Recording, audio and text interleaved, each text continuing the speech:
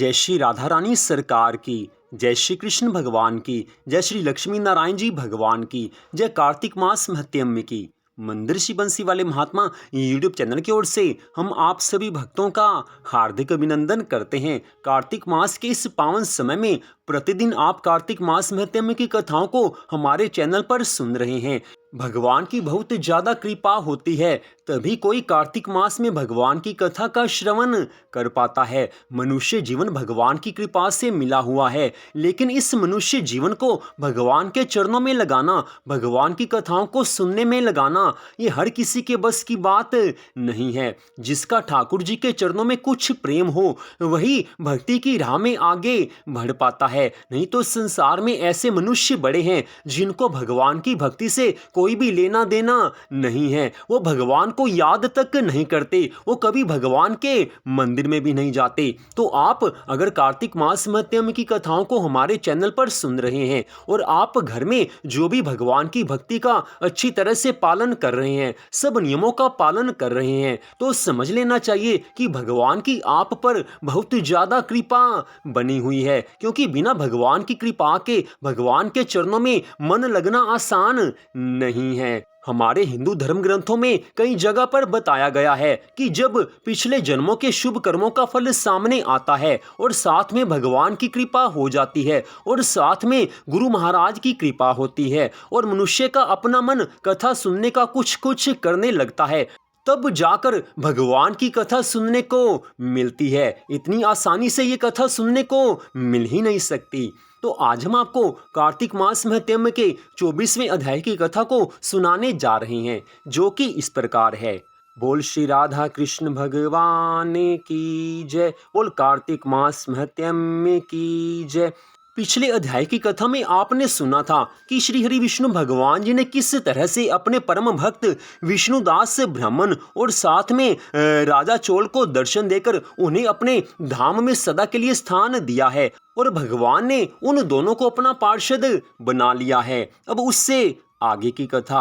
आज धर्मदत्त ने भगवान के दोनों पार्षदों से पूछा है कि हे महानुभाव, मैंने सुना है कि जय और विजय भी भगवान विष्णु के द्वारपाल हैं। उन्होंने पूर्व जन्म में कौन सा पुण्य किया था जिससे वे भगवान के समान रूप धारण करके वैकुंठ धाम में भगवान के द्वारपाल हुए हैं। दोनों पार्षद धर्मदत्त ब्राह्मण से कहने लगे हैं कि हे ब्राह्मण देव, पूर्व काल में त्रिनविंदु की कन्या देवहूति के गर्भ से महर्षि कर्दम की दृष्टि मात्र से 2 पुत्र उत्पन्न हुए। उनमें से बड़े का नाम जय था और छोटे का विजय। पीछे उसी देवहूति के गर्भ से योग धर्म के जानने वाले भगवान कपिल उत्पन्न हुए हैं। जय और विजय सदा भगवान विष्णु की भक्ति में तत्पर रहते थे। वे नित्य प्रति अष्टाक्षर ओम नमो नारायणाय मंत्र का जप और वैष्णव व्रतों का पालन करते थे। एक समय राजा मरुत ने उन दोनों को अपने यज्ञ में बुलवा लिया। वहां पर जय को ब्रह्मा और विजय को आचार्य बनाया गया। उन्होंने यज्ञ की संपूर्ण विधि पूर्ण की है। यज्ञांत में अवभृत स्नान के पश्चात राजा मरुत ने उन दोनों को बहुत धन दिया है। धन लेकर दोनों भाई अपने आश्रम पर आ गए। आश्रम में आने के बाद उस धन का विभाग करते समय दोनों में परस्पर लाग डांट पैदा हो गई। जय ने कहा कि इस धन को बराबर बराबर बांट लिया जाए। विजय का कहना था कि नहीं, जिसको जो मिला है वह उसी के पास रहे। तब जय ने क्रोध में आकर लोभी विजय को शाप दिया कि तुम ग्रहण करके देते नहीं हो, इसलिए तुम ग्राह हो जाओ। जय के इस शाप को सुनकर विजय ने भी शाप दिया है कि तुमने मद में भ्रांत होकर शाप दिया है, इसलिए मातंग अर्थात हाथी की योनि में जाओ। अब क्रोध के आवेश में आकर दोनों ने एक दूसरे को शाप तो दे दिया है, लेकिन दोनों ही अब पछताने लगे हैं, पश्चाताप करने लगे हैं। क्रोध में आकर मनुष्य जो कोई भी कर्म करता है उससे किसी का भला हो ही नहीं सकता। इसलिए संत महात्मा बारंबार कहते हैं कि कभी भी क्रोध के आवेश में आकर कुछ कार्य नहीं करना चाहिए। क्रोध के क्षणों में जिसने अपने आप को रोक लिया, समझ लेना कि वही जीवन में भगवान की भक्ति के मार्ग पर आगे बढ़ सकता है। आज जय और विजय ने क्रोध के आवेश में आकर एक दूसरे को परस्पर शाप दे दिया, लेकिन जब ज्ञान पैदा हुआ तो उन दोनों ने भगवान से शाप की निवृत्ति के लिए प्रार्थना की है। श्री भगवान ने कहा कि तुम मेरे भक्त हो, तुम्हारा वचन कभी असत्य नहीं होगा। तुम दोनों अपने ही दिए हुए इन शापों को भोग कर फिर मेरे धाम को प्राप्त हो जाओगे। ऐसा कहकर भगवान विष्णु अंतर्ध्यान हो गए हैं। तदनंतर वे दोनों गंडकी नदी के तट पर ग्राह और गज हुए हैं। उस योनि में भी उन्हें अपने पूर्व जन्म का स्मरण बना रहा और वे भगवान विष्णु के व्रत में तत्पर रहे हैं। किसी समय वह गजराज कार्तिक मास में स्नान के लिए गंडकी नदी में गया है। उस समय ग्रह ने शाप के हेतु को स्मरण करते हुए उस गज का पांव पकड़ लिया है। ग्रह से पकड़े जाने पर गजराज ने भगवान रमानाथ का स्मरण किया है। आज श्री हरि विष्णु भगवान जी शंख, चक्र और गदा धारण किए वहां पर प्रकट हो गए हैं। अपने भक्त की रक्षा के लिए भगवान एक क्षण की भी देरी नहीं करते हैं। आज जैसे ही गजराज ने दीन होकर आंखों में आंसू भरकर प्रभु को पुकारा है, प्रभु ठीक वैसे ही उसी क्षण वहां पर प्रकट हुए हैं। आज सुदर्शन चक्र चलाकर भगवान ने ग्रह का उद्धार किया है, साथ में गज का उद्धार भी किया है। आज श्री हरि विष्णु भगवान जी ने दोनों को अपने जैसा सुंदर स्वरूप प्रदान किया है और दोनों को अपने धाम में ले गए हैं। जिस स्थान पर प्रभु ने दोनों का उद्धार किया था, उस स्थान को उस समय से हरि क्षेत्र के नाम से जाना जाने लगा।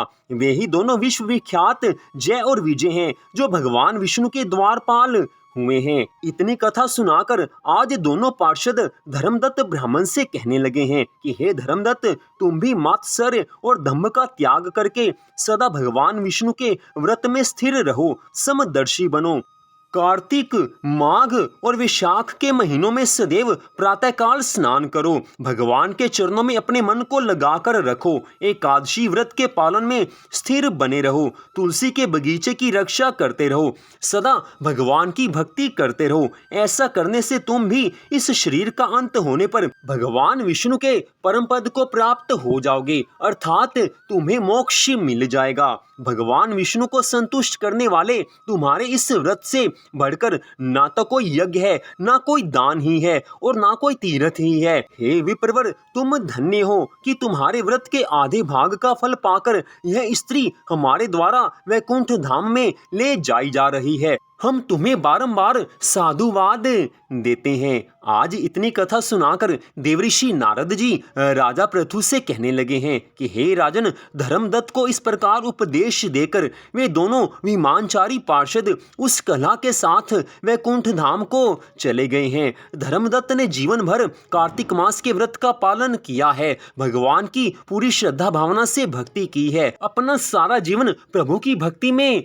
बिता दिया, ठाकुर जी की भक्ति में बिता दिया है। समय वो भी आ गया कि जब उनके शरीर का अंत होने वाला था। हे राजन, जो आया है वो अवश्य ही एक ना एक दिन जाएगा ही जाएगा, लेकिन जाना उसका सफल है जिसको अंत समय में मोक्ष मिल जाए। आज धर्मदत्त ब्राह्मण का अंत समय आया है। हे राजन, शरीर छोड़ने के बाद उन्होंने अपनी दोनों स्त्रियों के साथ वैकुंठ धाम प्राप्त कर लिया। आज भगवान की कृपा से उनको मोक्ष मिला है। भगवान के धाम में अपनी दोनों पत्नियों के संग में उनको स्थान मिल गया है। हे राजन, जो मनुष्य इस कथा को सुनता है या किसी और को सुनाता है, वो दोनों ही भगवान की अनंत कृपा से मोक्ष के अधिकारी हो जाते हैं, अर्थात उनको इस जीवन के पश्चात मोक्ष की प्राप्ति हो जाती है।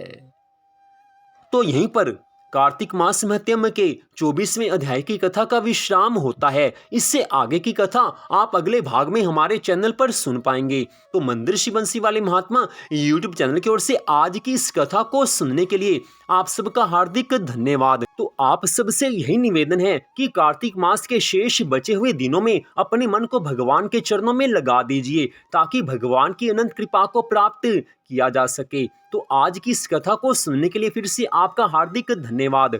भगवान श्री राधा कृष्ण जी की, भगवान श्री लक्ष्मी नारायण जी की, तुलसी माता की कार्तिक मास महत्म की अनंत कृपा सदा आप सब पर, आपके परिवार पर बनी रहे।